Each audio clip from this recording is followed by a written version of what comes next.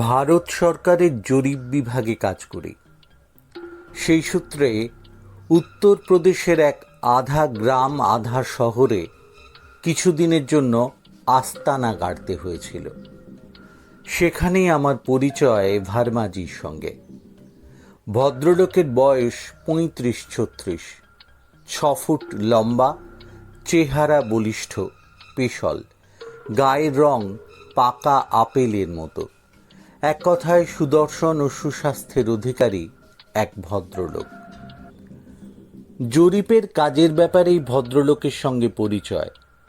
তাঁর পূর্বপুরুষরা ছিলেন জমিদার। এখনো কুড়িয়ে বাড়িয়ে যা আছে তা কম নয়। জমি থেকে ভদ্রলোকের আয় ভালো, চাকরি করার দরকার হয় না।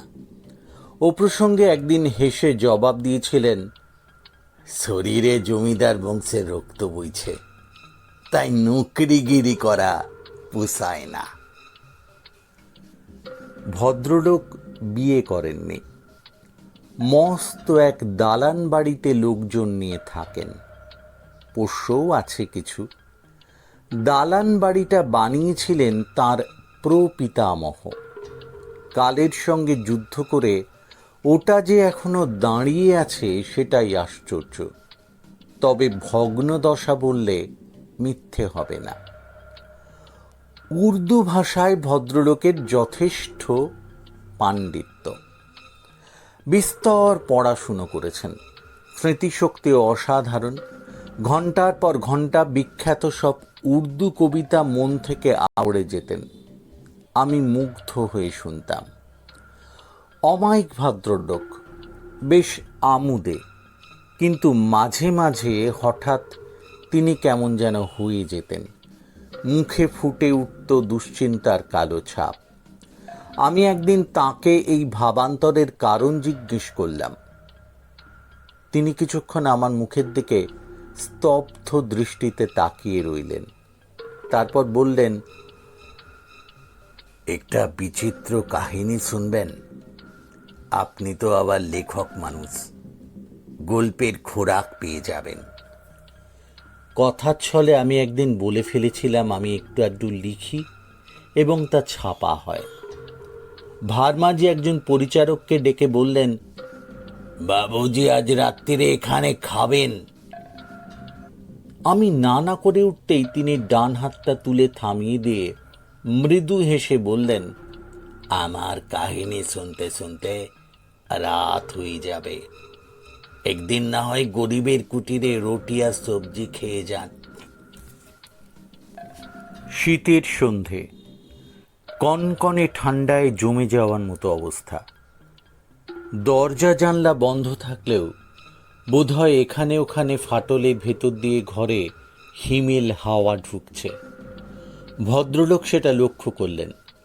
তারপর একজনকে হুকুম করতেই সে বড় একটা লোহার উনুন মাঝখানে নামিয়ে রেখে গেল।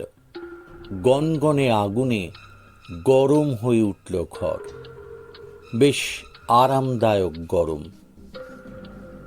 আপনাকে বলেছি, ভার্মাজি শুরু করলেন, আমার ঠাকুরদার বাবা এখানে জমিদারি পত্তন করেছিলেন। তিনি ছিলেন দুর্দান্ত এক মানুষ, দুর্দণ্ড তাঁর প্রতাপ। তখনকার দিনে মানুষ লাঠির জোরে জমি দখল করত। যার যত লাঠিয়াল ছিল সে ছিল তত পরাক্রান্ত। প্রয়োজনে লুণ্ঠন, নরহত্যা কিছুই বাদ যেত না। এসব ব্যাপারে আমার প্রপিতামহের ছোট ভাই ছিলেন সিদ্ধহস্ত, আমার প্রপিতামহের ডান হাত। ওরা ছিলেন দু ভাই। বড় জনের নাম বিক্রম ভার্মা আর ছোট জনের নাম বিনোদ ভার্মা। বিক্রম ভার্মা বিয়ে করেছিলেন। তার 5টি সন্তান, 3 পুত্র 2 কন্যা। আমি দ্বিতীয় পুত্রের বংশধর।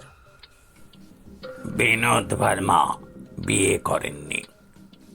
সব রকম চরিত্র দোষী পেয়ে বসেছিল তাকে। বিক্রম ভার্মাও যে খুব সাধু পুরুষ ছিলেন তা নয়, তবে তিনি যা করতেন একটু রেখে ঢেকে করতেন, একটু বোধহয় চক্ষু লজ্জা ছিল।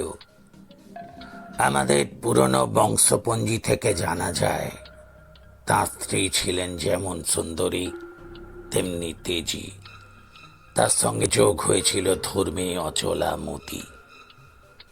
স্বামী এবং দেবর যাদের সর্বনাশ করতেন তাদের অনেক পরিবারকেই তিনি গোপনে সাহায্য করতেন। এখন যে নদীটা দেখছেন, তখন ওটা আরো চৌড়া ছিল। স্রোতস্বিনীতে বুটি গাঁয়ের মেয়ে বউরা ওই নদী থেকে জল বয়ে আনত, মিঠে জল। সেটা ছিল বসন্তকাল। দুদিন আগে হোলির উৎসব শেষ হয়েছে। গাঁয়ের এক বর্ধিষ্ণু চাষির কিশোরী পুত্রবধূ গোধূলি লগ্নে পূর্ণ কুঙ্খ কাঁখে নিয়ে বাড়ি ফিরছিল। আজ তার একটু দেরি হয়ে গেছে, সঙ্গী সাথীরা আগেই চলে গেছে, তাই আজ সে একা। নতুন বউ নির্জন পথ দিয়ে একা একা ফিরছে। মেয়েটি তো তন্ময় হয়ে হাঁটছিল যে ঘোড়ার খুঁড়ের শব্দ তার কানে যায়নি। হঠাৎ পথ রোধ করে দাঁড়ানো এক কালো ঘোড়াকে দেখে সে চমকে উঠল। ছোলাত করে জল উথলে পড়ল তার কলসি থেকে। তারপরে তার নজর পড়ল ঘোড়সওয়ারের উপর। মস্ত একজোড়া গোঁপ, বন্য একজোড়া চোখ। ভীষণ আতঙ্কে তাড়াতাড়ি মাথার কাপড়টা অনেকটা নামিয়ে দেওয়ার চেষ্টা করতেই কলসিটা কাঁখ থেকে পড়ে গেল। গড়িয়ে গেল সব জল, আর অট্টহাস্য করে উঠল সেই ঘোড়সওয়ার।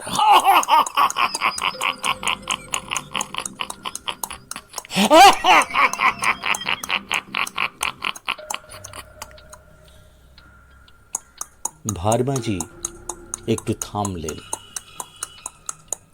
একটা দীর্ঘ নিঃশ্বাস ছাড়লেন, তারপর আবার বলতে লাগলেন, ওই ঘোড়সওয়ার আর কেউ নয়, আমার প্রপিতামহের ভাই বিনোদ ভার্মা। সূর্য অস্ত গেছে, তার শেষ রশ্মি লাবণ্যময়ী বধূটির সারা অঙ্গে যেন রং ছড়িয়ে দিয়েছে। বিনোদ ভার্মা এক লাফে নেমে পড়লেন, ঘোড়াটাকে ছিঁড়ে দিলেন। তার মতো বলিষ্ঠ পুরুষের পক্ষে ওই কিশোরী মেয়েটিকে পাঁজা কোলা করে তুলে নিতে এতটুকু কষ্ট হলো না।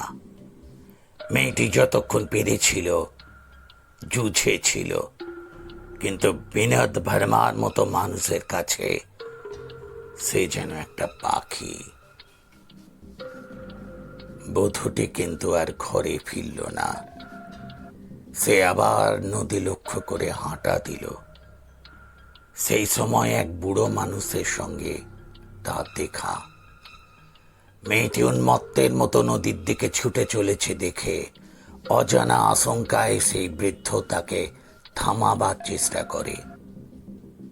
মেয়েটি তখন বুড়োকে সব কথা খুলে বলে। তার দু চোখ দিয়ে ঝরে পড়ছিল ঘৃণা। তারপরে সে ছুটে নদীতে ঝাঁপ দেয়। পরদিন অনেক দূরে তার লাশ পাওয়া যায়, স্রোতের টানে ভেসে গিয়েছিল।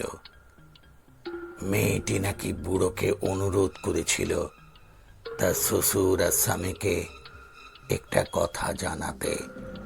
তা হলো, জমিদার বংশের এই অত্যাচারের বদলা আর কেউ নিতে না পারুক, সে নেবে।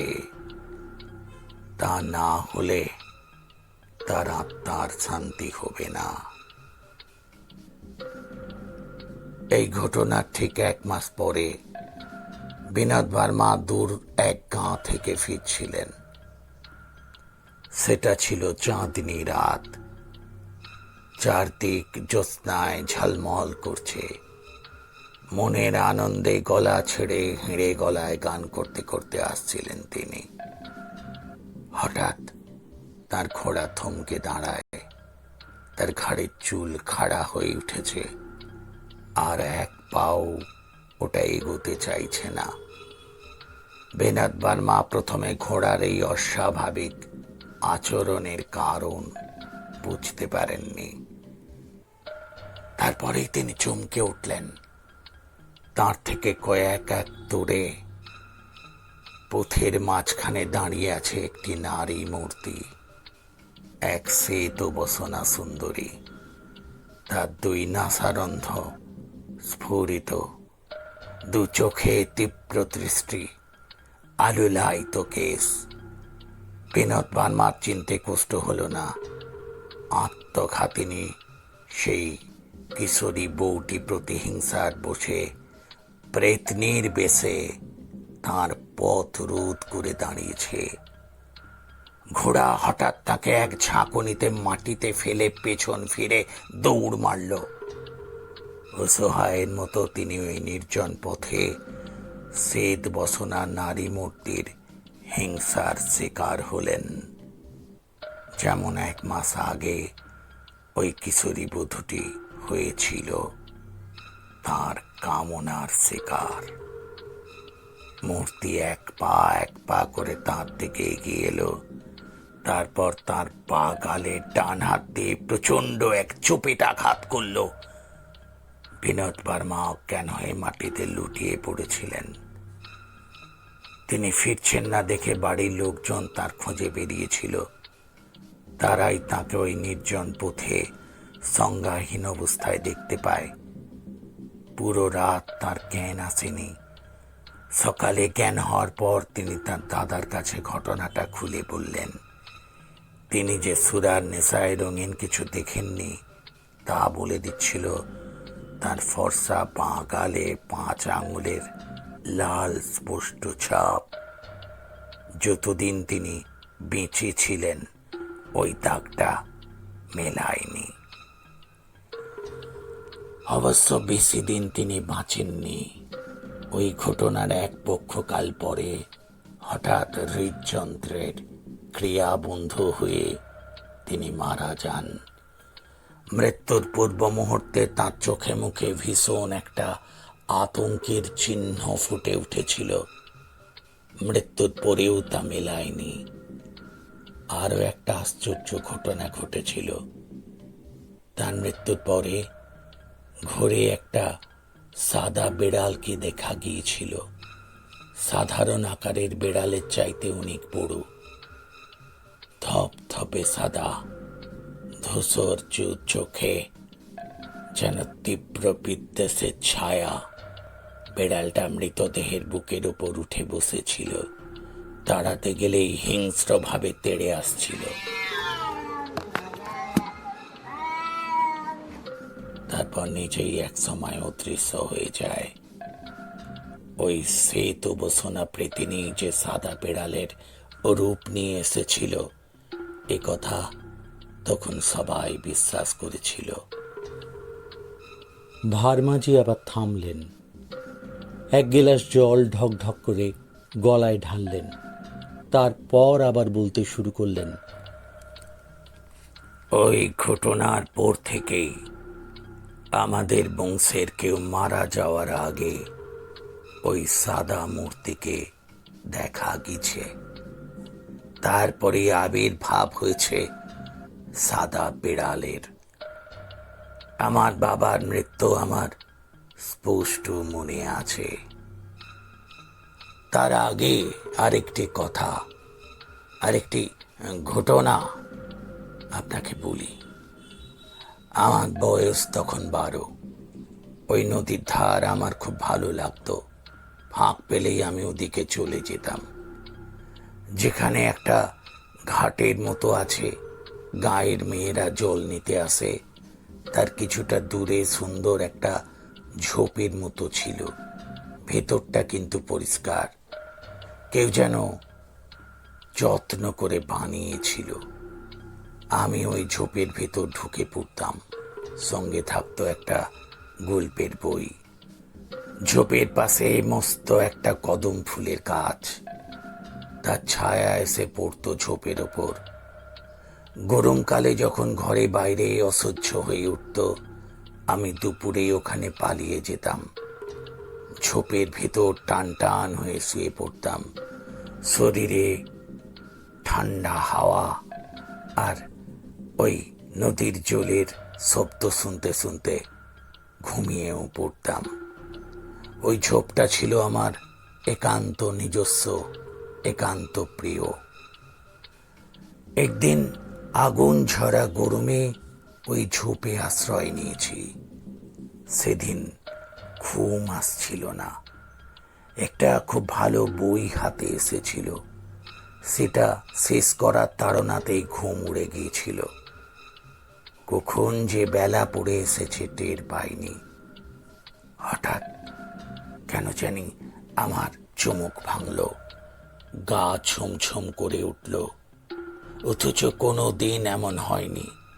আমার মনে হচ্ছিল যেন প্রকৃতি হঠাৎ বদলে গেছে, পরিবেশের পরিবর্তন ঘটেছে, কিন্তু কেন আমি তা বুঝতে পারছিলাম না। ভাবছিলাম বেরিয়ে বাড়ির পথে হাঁটা দেব, আর ঠিক তখনই ঝোপের ফাঁক দিয়ে বাঁদিকের পথের ওপর আমার চোখ পড়ল। একটি নারী মূর্তি এগিয়ে আসছে, তার সর্বাঙ্গ শ্বেত বসনে ঢাকা। মূর্তির মুখ কিন্তু স্পষ্ট দেখতে পাচ্ছিলাম না। আমার কেমন যেন মনে হতে লাগলো ওটা অশুভ একটা কিছু। তাই ঝোপ থেকে বেরোবার চেষ্টা আমি করলাম না, সাহসও হলো না। মূর্তি হন হন করে এগিয়ে আসছিল।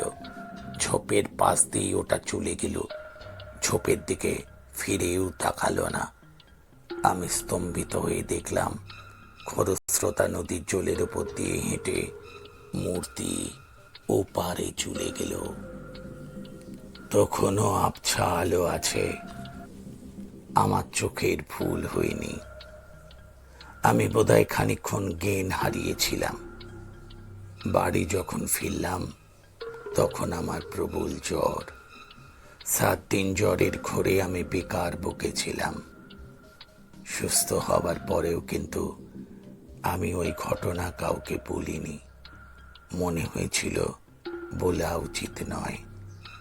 আজও সে স্মৃতি মনে পড়লে আমার গায়ে কাঁটা দিয়ে ওঠে। ঠিক তার 1 বছর পরের ঘটনা।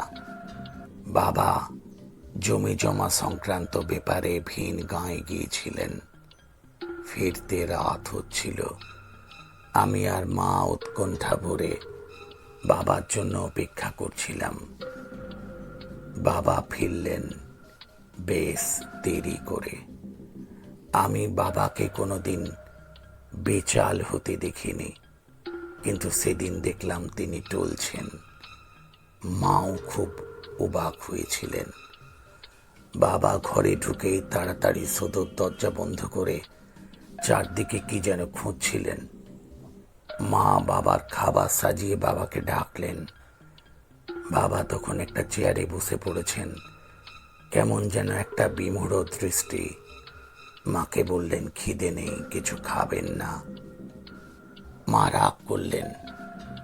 ছোট ছেলেটা বাবার দেরি হচ্ছে দেখে না খেয়ে বসে আছে, বাবার সঙ্গে খাবে বলে। বাবা আমার দিকে ফিরে তাকালেন, আমাকে ইঙ্গিতে কাছে ডাকলেন। আমি তার কাছে যেতেই তিনি আমাকে কোলে টেনে চুমু খেলেন। তারপর মাকে লক্ষ্য করে বললেন, আমার খিদে নেই। এ কথা সত্যি। আমি আজ ফেরার পথে সাদা প্রীতিনীকে দেখেছি। বাবার কথা শুনে মা আর্তনাদ করে উঠলেন। বাবার শরীরও আবার থরথর করে কাঁপছিল। তিনি আমাকে বললেন, আমি যখন ঘরে ঢুকলাম তখন কি আমার পেছন পেছন সাদা মতো কিছু একটা ঢুকেছিল? আমি দুপাশে ঘাড় নাড়লাম। বাবা বললেন, আমার যেন মনে হলো একটা সাদা বিড়াল লাফ দিয়ে সদর করে এইখানে এলো। তাই আমি ঘরে ঢুকেই দরজাটা তাড়াতাড়ি হেঁটে দিয়েছিলাম। এই ঘটনা ঠিক 7 দিন পরে বাবার মৃত্যু হলো। ডাক্তার অবশ্য বলেছিলেন নিউমোনিয়া। পরে আমি বিনোদ ভার্মার সেই কাহিনী জানতে পারি। আমি যে শীত বসনা নারী মূর্তি দেখেছিলাম, সেই আত্মঘাতিনী কিশোরী বধূর প্রীতিনী, তা আমার কাছে স্পষ্ট হয়ে গিয়েছিল। প্রতিহিংসার আগুনে আজও সে জ্বলছে। আমাদের নির্বংশ না করা পর্যন্ত তার উত্তৃপ্ত আত্মা মুক্তি পাবে না। ভার্মাজি একটু থামলেন, তারপর বললেন, আমাদের প্রদীপ জ্বালাতে আমি একমাত্র বেঁচে আছি। আমি ইচ্ছে করেই বিয়ে করিনি।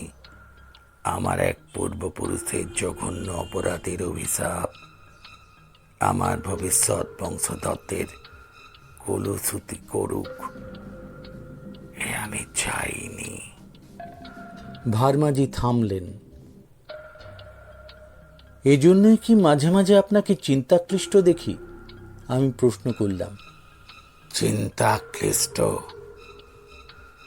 ভার্মাজি যেন আপন মনেই বললেন, বরং বিষাদ ক্লিষ্ট বলতে পারেন। ক্ষমতার উপব্যবহার মানুষের যে কি সর্বনাশ ডেকে আনতে পারে, এই ঘটনা তার একটা জ্বলন্ত নিদর্শন নয় কি? সে কথা চিন্তা করে আমার মন বিষণ্ণ হয়ে ওঠে। একটু থেমে তিনি আবার বললেন, মৃত্যুর জন্য আমি ভয় পাই না, তার জন্য আমি প্রস্তুত হয়ে আছি। আমি জানি যে কোনো মুহূর্তে তার পরোয়ানা এসে হাজির হবে।